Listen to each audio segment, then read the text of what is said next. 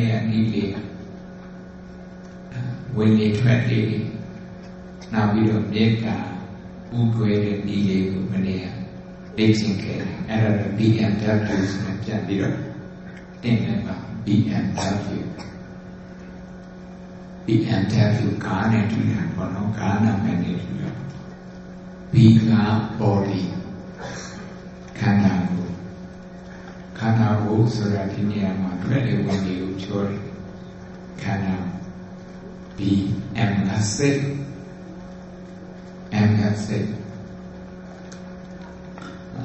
BMW Dolo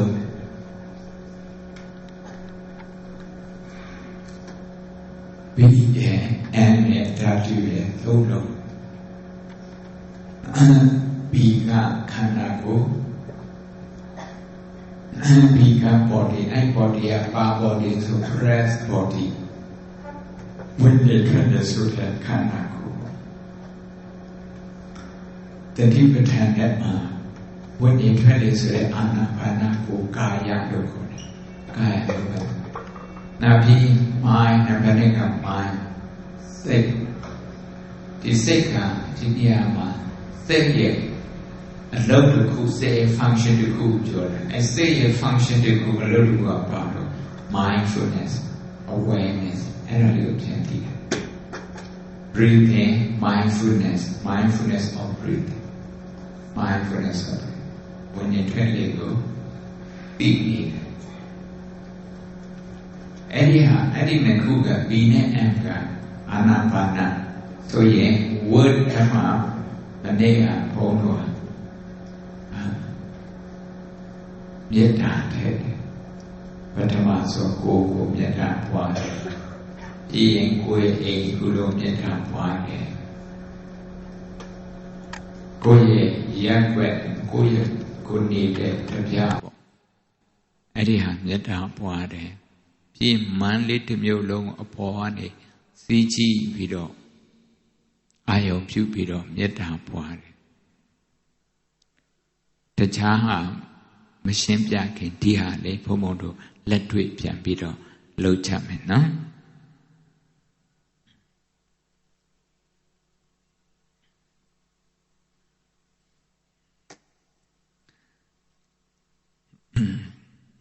5မိနစ်6မိနစ်လောက်တရားမှတ်ရအောင်ခန္ဓာကိုတက်တောင့်တက်တာထားပါ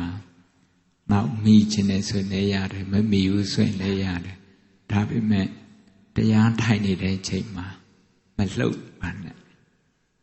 မလှုပ်ပါဘူးဆိုပြီးတော့ကိုယ့်ကိုယ်အဋိဋ္ဌံလှုပ်ပါအဲ့ဒီအဋိဋ္ဌံဒီလိုအဋိဋ္ဌံမျိုးခဏခဏအောင်ရင်ကိုလှုပ်ချင်တာတွေပို့ပြီးတော့အောင်မြင်ပါတယ်ဒီအဋိဋ္ဌံကိုလည်းပြန်ပြီးတော့တိုင်တယ်နေမှာအခက်ခဲရှိတိုင်းတိုင်တယ်နေဒါဖြင့်မနေ့ကပြောတဲ့အတိုင်းပြန်ပြီးတော့အစနေပြောမယ်ဆိုရင်ဝင်လေရှုသွင်းတဲ့အခါမှာခါတိုင်းတဲ့နည်းနည်းအားဆိုင်ပြီးတော့ခက်ရှိရှိရှုသွင်းပါဖြည်းဖြည်းလေးရှုသွင်းပြီးရင်ဝင်လေရှုသွင်းပြီးရင်အဆုံးမှာဝင်လေကိုခဏလေးရပ်အတိအသက်ကိုခဏလေးအောင်ထားပေါ့ Hold your breath ခဏလေးအောင်ထားပြီးပြီဆိုရင်ထွက်လေရှုထုတ်တယ်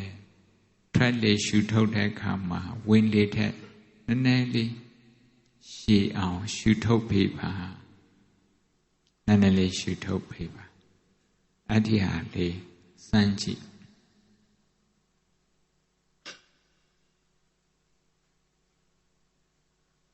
အကုန်လုံးကို slow down လုပ်တာနော်နောက်ပြီးတော့ဒီနေရာမှာဝင်လေရှုသွင်းတဲ့အခါမှာရည်ရွယ်ချက်ထင်ရှားပါစေရည်ရွယ်ချက်နဲ့ရှုသွင်းပါဘယ်လိုရည်ရွယ်ချက်နဲ့တုံးဆိုကိုယ်မှာပါကျမ်းမာရေးရှိတော့အုတ်နောက်ပို့ပြီးတော့ကျမ်းမာအောင်ဆိုရင်ကိုယ့်ရဲ့အုတ်နောက်ကိုအာယုံပြုလိုက်အုတ်နောက်အတွက်အသက်ရှူသွင်းတယ်ဆိုပြီးတော့ အဲ့ဒီလိုအုံနောက်ကိုအာယုံပြုပြီးကြကြနနအုံနောက်ကိုအာယုံအုံနောက်အတွက်အာယုံရှုသွင်းပါအဆုပ်ပို့ပြီးတော့ကျမ်းမာစေခြင်းနဲ့ဆိုရင်အဆုပ်အတွက်ရှုသွင်းတယ်နှလုံးအတွက်ဆိုရင်နှလုံးအတွက်အစာအိမ်အတွက်ဆိုအစာအိမ်အတွက်သွေးလွှတ်ကြောသွေးပြန်ကြောသွေးလွှတ်ကြောသွေးပြန်ကြောအတွက်တစ်ခုခုပေါ့မျက်လုံးအတွက်ဆိုမျက်လုံးအတွက်အဲ့ဒီလိုတိကျတဲ့ရည်ရွယ်ချက်ထားပြီးတော့ဝင်နေထွက်လေရှုသွင်းပါပြီးရင်5စက္ကန့်လောက်အသက်အောင်ထားပါပြီးရင်ဖြည်းဖြည်းနဲ့ခါရှိလေးအသက်ရှုထုတ်ပါစိတ်ကလောနေတာတွေ့ရင်အဲလောနေတဲ့စိတ်ကိုနားလည်ပေးပါအပြစ်မတင်နဲ့သူ့ကိုအတင်းကြီးသွားမလို့နဲ့လောနေတဲ့စိတ်မြန်ခြင်းတဲ့စိတ်အဲ့ဒီစိတ်လေးကိုကိုယ့်ရဲ့တူဒီတော်ရင်သွေးလို့ကြည်ပေးပါတနာတဲ့စိတ်နဲ့ကြည်ပေးနားလည်တဲ့စိတ်နဲ့ကြည်ပေးခွင့်လွတ်တဲ့စိတ်နဲ့ကြည်ပေး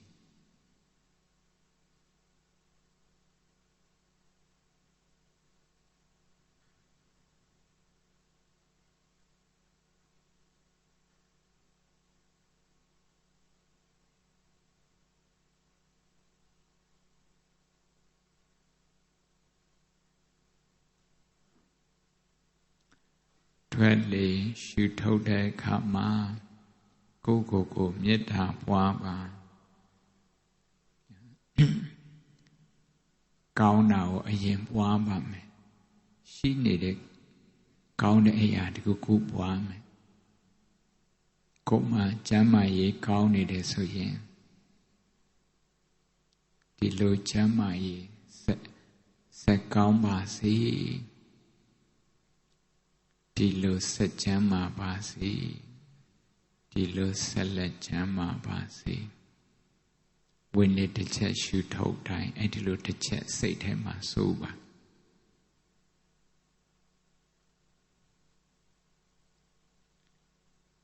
ကိုယ့်ရဲ့အဆုတ်တော့ကောင်းတယ်ကိုယ့်ရဲ့နှလုံးကတော့နည်းနည်းအားနည်းတယ်ဆိုရင်အဆုတ်ကိုအရင်မေတ္တာပွားပါကောင်းတာအရင်မေတ္တာပွားဒုက္ခိအတ္တနံပရိဟရန္တုဆိုတာပုံမှန်ဆိုရင်တော့ကောင်းတာကိုနောက်မှထားတာကရုဏာရှိမှထားတယ်ဒီနေရာကျတော့ self inspiration ကိုယ့်ပြန်အားပေးတယ်ဆိုတာကောင်းတာကိုအရင်ပြန်တွေးတယ်ဒါဖြင့်ကိုယ့်ရဲ့အဆုတ်ကကိုယ့်ရဲ့နှလုံးထဲအားကောင်းတယ်ဆိုရင်အဆုတ်လို့ကျမ်းမာပါစေအဆုတ်လို့တကိုယ်လုံးကျမ်းမာပါစေ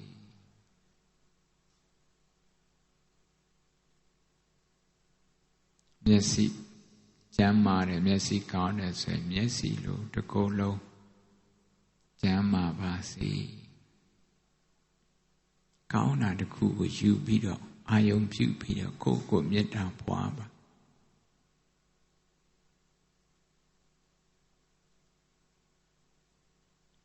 မေတ္တာပွားတယ်ဆိုတာလိုအပ်ချက်ကိုအကြောင်းပြုပြီးတော့မေတ္တာပွားနိုင်တယ်အစဉ်ပြေနေပြီးသားအရာတခုကိုကြည့်ပြီးတော့လည်းမေတ္တာပွားနိုင်တယ်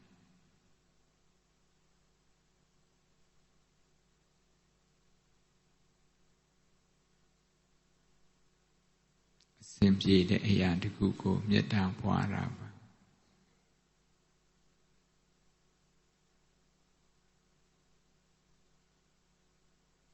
နောက်ဆုံးတော့ကိုယ်ဟာအသက်ထင်ရှားရှိနေတဲ့ခါကျတော့အသက်ရှိပါစေ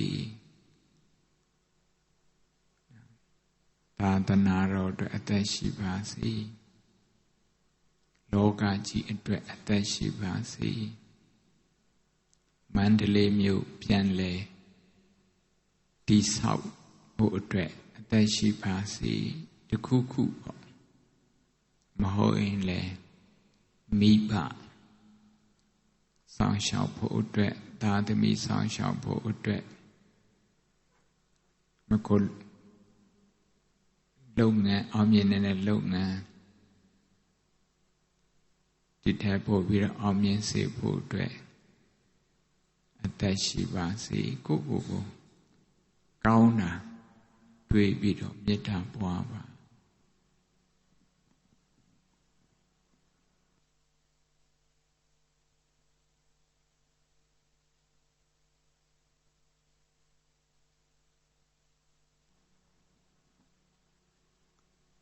ထွက်လေရှုထုတ်တဲ့အခါကျမှမေတ္တာပွားတယ်နော်ဝင်လေရှုသွင်းတဲ့အခါမှကျတော့ဖြည်းဖြည်းလေးနဲ့ဘာအတွက်အသက်ရှုတော့အဲ့ဟာလေးကြာနနလေ့ကျင့်ပါ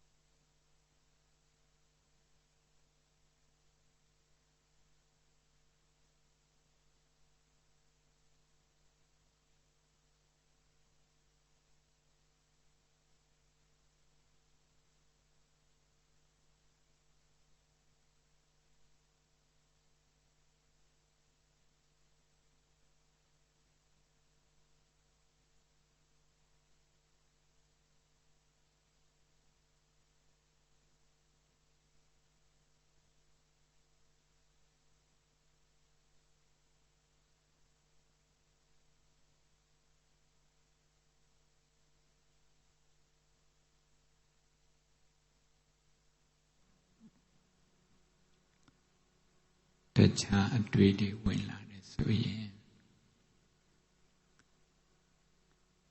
အဲ့ဒီအတွေ့ကို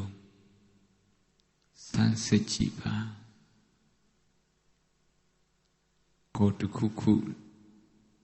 ဆောင်ရွက်နိုင်တဲ့အတွေ့လားကိုဘာမှမလုပ်နိုင်တဲ့အကြောင်းအရာလားအဲ့ဒါလေးစမ်းစစ်ပြီနော်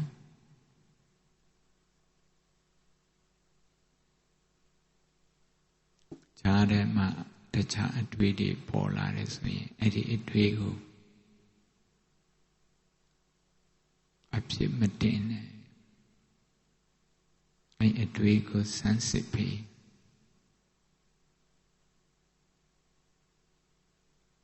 အတိတ်အကြောင်းသွားပြီးတော့နောင်တဖြစ်နေတာလားစိုးရိမ်နေတာလားအနာဂတ်အတွက်စိုးရိမ်နေတာလားနောင်တဖြစ်နေတာလား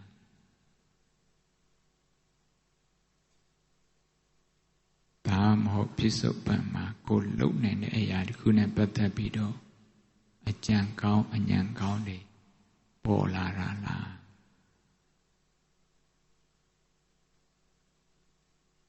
ဒီလိုကိုယ့်ရဲ့စိတ်ကိုပြန်ပြီးတော့ကြည့်နိုင်တာကိုအနောက်တိုင်း psychology မှာ psychoanalysis လို့ခေါ်တယ် psychoanalysis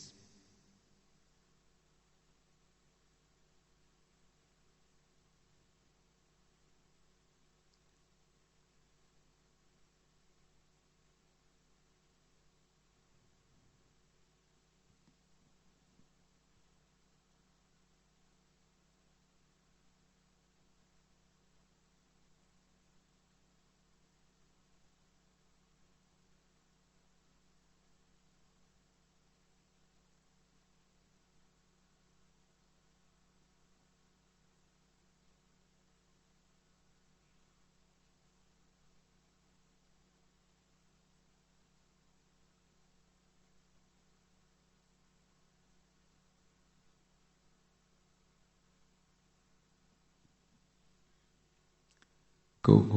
မေတ္တာပွားဖြစ်ဖြစ်ကိုနေတဲ့နေရာကိုအိမ်မှာကိုနေ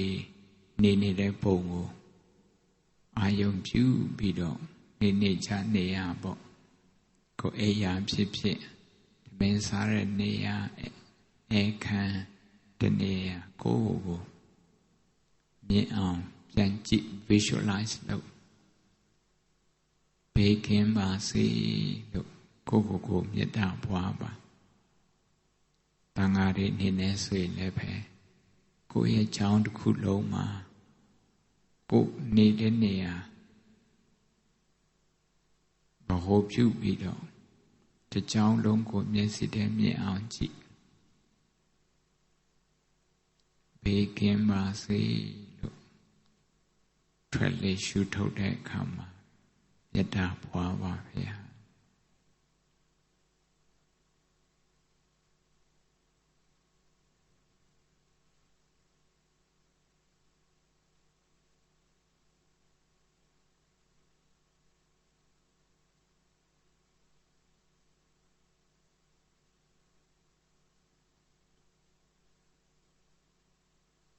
တန်ဃာတော်များအနေနဲ့ဆိုရင်တပိတိယော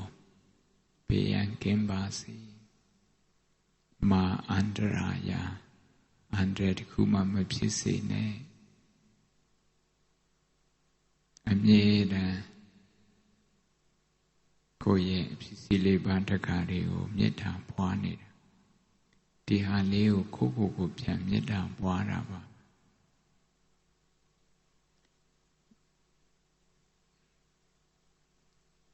လူပုဂ္ဂိုလ်တွေနေနဲ့ကိုနေတဲ့နေရာအဲ့နေရာကိုအပေါ်ကနေအာယုံပြုခြုံပြီးတော့ကြည့်ထွက်လေရှုထုတ်ရင်းနဲ့တို့တွေဘေးကင်းပါစေဘေးဆိုတဲ့အဲမှာဘေးအမျိုးမျိုးပေါ့ဘေးအမျိုးမျိုး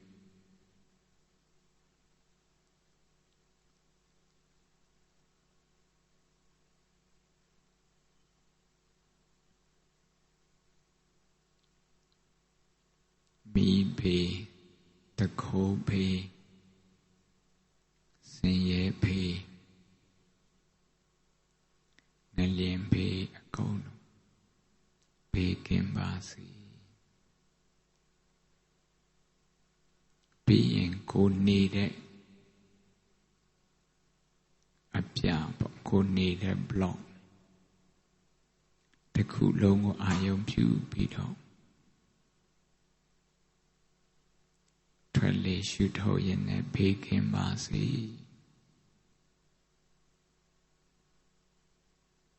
မေတ္တာပွားပါ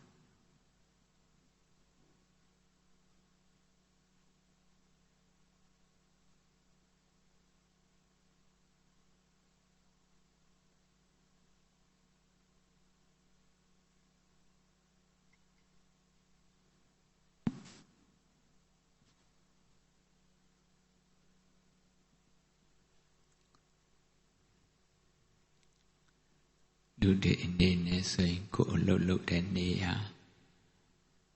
စေယုံဆိုရင်စေယုံယုံဆိုရင်ယုံစားတော့ဆိုင်ဆိုစားတော့ဆိုင်တက္ကသိုလ်ဆိုတက္ကသိုလ်တစ်ခုလုံးကိုအာယုံနဲ့လွှမ်းခြုံပြီးတော့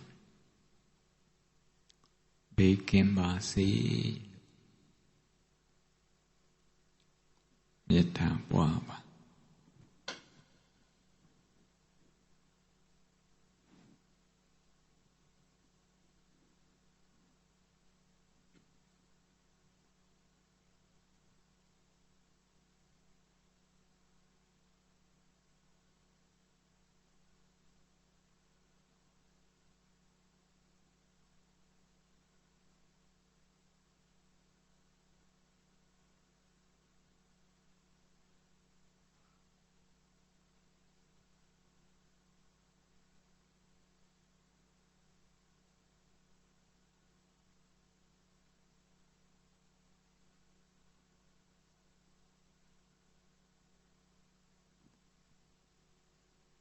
ခုတခါမန္တလေးမြို့တစ်မြို့လုံးကိုအပေါ်ကနေပြီးတော့ကောင်းကင်ဘဝကနေခြုံကြည့်ပြီးတော့ခြုံပြီးအာယုံပြုပြီးတော့ဘေးကင်းပါစေလို့အကျဉ်းချင်းမေတ္တာပွားပါအသက်ရှုထုတ်တိုင်းတစ်ကြိမ်ရှုထုတ်တစ်ကြိမ်မေတ္တာပွား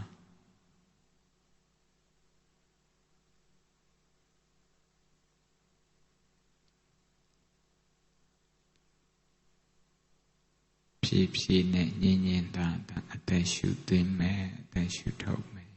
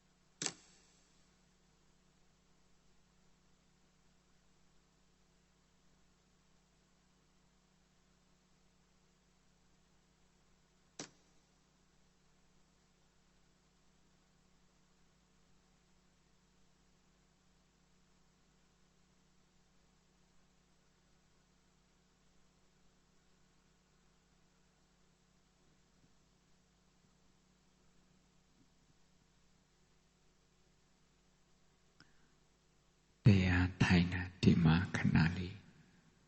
ရပ်